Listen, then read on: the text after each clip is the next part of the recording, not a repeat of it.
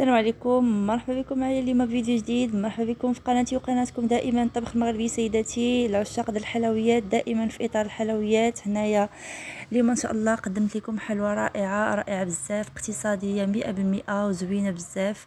كتجي رطبه هشيشه ومكون واحد اللي هو هاد حبيبات الشوكولا بدون زبده، رائعه كتجي هكا مشقه في الفران. نتمنى تنال الاعجاب ديالكم هاد الحلوه. واختي لك اخويا الا كنتو كتشاهدوني اول مره في القناه، دائما نعاود نذكركم ما تنسونيش ملي لايك ولي كومونتير واشتركوا معي في القناه باش يوصلكم كل ما هو جديد. ونبداو على بركه الله. اللهم صل وسلم وبارك على سيدنا محمد وعلى اله وصحبه اجمعين. مكونات مقادير بساط. انا كما شفتوا نفس الكاس اللي غادي نعبروا به المكونات كاملين. هنايا عندي كاس ونصف ديال زيت المائده. هنايا كاس مع مرش هكا ديال السكر. دائما السكر كنقول لكم على حساب المذاق او الذوق اللي كتاكلوا ديال السكر. هنايا عندي سكر وشويه هنايا ديال الملحه، ضروري بالحة. السكر هنايا كان عندي سكر سنيده، كانت رقيقه شويه وشديتها طحنتها ما رجعتش حتى كتكون سكر سقي، وانما خليتها هكا شويه هكا مرمشه شويه. ما بغيتش ندير سكر سنيده تكون خشنه، وما بغيتش نديرو السكر سقي، شديتها طحنتها شويه. صافي غادي نخلط هاد المكونات وغادي نضيف هنايا واحد ساشي ديال سكر فاني كما كتشوفوا. حلوه رائعه زوينه بزاف. وغادي نضيف هنايا، غادي نخلط وغادي نضيف هنايا، وعندي واحد جوج ديال خميره ديال الحلوى، جوج اكياس ديال خميره الحلوى. الوزن ديالهم ديال 8 غرام، بمعنى 16 غرام اللي استعملت في هذه الحلوى.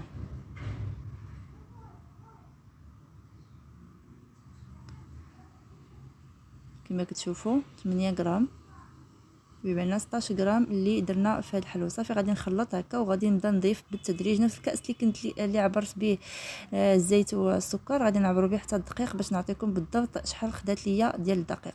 هنايا غادي نضيف كاس ثاني، كاس ثالث. هنايا ضفت 3 كؤوس في الاول ديال الدقيق، من طبيعه الحال دقيق ديال الحلويات. وغادي نخلط هكا، غادي نحيد هذاك الطراب هكا اليدوي، وضروري نستعملوا اليد باش نتحكموا في العجين ديالنا.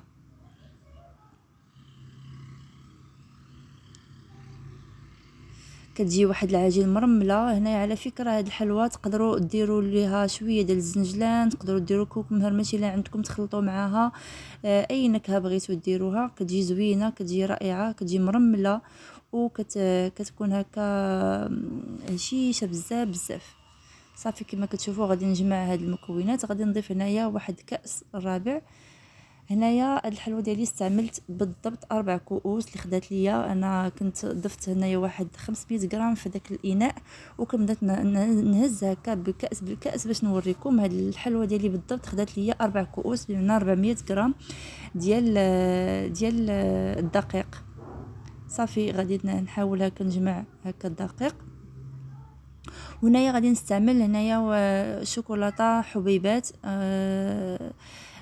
سميتو نصف كاس اللي استعملت، نفس الكاس اللي استعملت هكا اللي عبرت به، غادي نعبر به حتى هاد الشوكولاته. وانتم حورين في الكميه، بغيتو ديروا كميه قليله، بغيتو ديروا هكا نصف كاس كما استعملت، بغيتو ديروا حتى تزيدوا حتى شويه كوك كما قلت لكم، ولا زنجلان او لا كاوكاو هكا مهرمش، فول سوداني مهرمش، اللي بغيتو في الحلوه ديالكم. كتجي رائعه اي نسمه بغيتو ديروا. كاين اللي كيستعمل هكا النكهه، بغيتي ديري نكهه ديال عوض ديري سكر فاني، ديري نكهه ديال فلو كراميل حتى هو ممكن.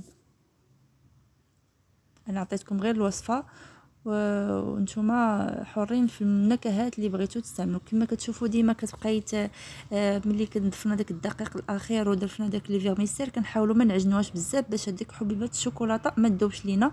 كنحاولوا هكا نجمعوها بالاطراف الاصابع كما كتشوفوا. صافي هنايا في هاد الاثناء كتشوفوا هكا حطيتها بين ايديا، كتجمعوها هكا مزيان، كتحسوا بان مجموعه، وكتبدا تدوروها بحال هكا كتعطيكم الطوع. صافي راه هي موجوده باش انكم تبداو تطيبوها في الفرن ديالكم. هنايا ملي غادي نبدا نشكل كويرات، تقريبا كويرات كبيره، انا درت حجم كبير شويه حيت كتعجبني هاد الغريبه اللي كتكون مشقه. السر ديالها هو انك ضروري ديروها شويه هكا تكون كبيره باش انك تشقق، كتعطيكم ديكور زوين. وفي هذا الاثناء ملي انا كنشكل هاد الكويرات، الفرن ديالي غنكون سخنته على درجه حراره 200، خصو يسخن مزيان مزيان. ملي نبغي ندخل هكا الصينيه ديالي وصفيحه الفرن، غادي ندخلها وغادي نقص الحراره على 150 درجه، نخليها طيب على المهل، ونحاول ما نطلعهاش الفوق، نديرها في الوسط ولا ما امكن نديرها شويه لتحت. هي كتاخد شويه الوقت باش انها كتشقق لينا، كنعطيوها الوقت ديالها باش انها تعطينا داك اللون ديالنا زوين. وما كنحمروش حتى كيكون اللون ديالها ذهبي، فقط غير كتحسي بداك اللون غادي للذهبي شويه هكا صافي، وكتحيدوها كطيب كما كتشوفوا هنايا. كما قلت لكم نتوما حرين، الا بغيتو ديروا شكل كبير ممكن، انا حاولت نديرو هكا، عفوا الا بغيتو ديروا شكل هكا صغير شويه ممكن، انا درتو هكا شويه كبير. كما قلت لكم الحلوى كتجيني زوينه هكا، خصوصا هذه على شكل بهله. البهله كما كتعرفوا انها هي كتشقق وكتكون الحجم ديالها كبير. وهنايا الحلوى ديالي بالضبط عطاتني بهذا الحجم اللي ديال الكويرات اللي درت، عطاتني 30 حبه ديال هكا الحلوى. صافي كما كتشوفوا شكلت هكا الحلوى ديالي، درتها في اللاطه، وكما قلت لكم غندخلها الفران وغادي نقص الحراره على درجه 150 درجه. وها هي الحلوى ديالي من بعد ما تشقات ليا جات رائعه، جات بنينه بزاف.